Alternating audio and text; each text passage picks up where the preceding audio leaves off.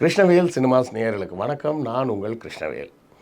இன்றைக்கி நாம் கிருஷ்ணவேல் சினிமாஸில் எந்த படத்தை பற்றி பார்க்க போகிறோம்னா, தொடர்ச்சியாக கமலஹாசன் படங்களே பார்த்துக்கிட்டு இருக்கோமே, அதனால் கமலஹாசன் படத்தையே இன்னொன்று பார்த்துடலாம் அப்படின்னு சொல்லி தான் இன்றைக்கி யோசித்தோம். சரி, எந்த படம் பார்க்கலான்னா தசாவதாரம். தசாவதாரம் கமலஹாசன் தன்னுடைய தனிப்பட்ட நடிப்பு திறமையால் கொஞ்சம் திரும்பி பார்க்க வைத்த படம், கொஞ்சம் இல்லை, ரொம்பவே திரும்பி பார்க்க வைத்த படம் தசாவதாரம். ஆனால் இந்த படத்தோட கதை பார்த்திங்கன்னா, மறுபடியும் இது காப்பின்னு சொல்ல முடியாது, அடாப்டட் கதைன்னு சொல்லலாம். ஒரு மாதிரி லேசான ஒரு தழுவல் அப்படின்னு சொல்லலாம். என்ன கதை அப்படின்னு பார்த்தோம்னா, இது 1912ஆம் ஆண்டு வெளிவந்த ஒரு படம்.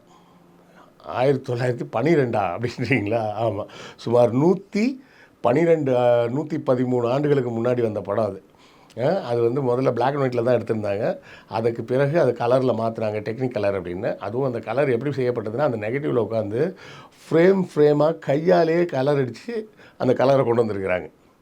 எவ்வளோ பெரிய வேலைன்னு யோசிச்சு பாருங்களேன். ஒரு செகண்டு அந்த நம்ம பார்க்குறோம்ல, திரையில் தெரியக்கூடிய அந்த காட்சி ஒரு செகண்ட் வருதுன்னா, அது ஒரு செகண்டுக்கு உண்டான அந்த ஃபிலிம் நீளம் எவ்வளோ இருக்குன்னா 26 ஃப்ரேம் இருக்கும். இந்த ஃபிலிம்னு அந்த காலத்தில் உண்டு.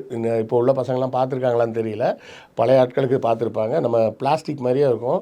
அதில் இப்படி இவ்வளோ நிலத்துக்கு இருக்குன்னா, அதில் ஒரு காட்சினா அது ஒரு காட்சி, அதில் ஒரு ஃப்ரேம் இருக்கும். அது மாதிரி 26 ஃப்ரேம் வச்சு இருந்தால் அந்த 26 ஃப்ரேம் ஒரு செகண்டில் ஓடிடும்.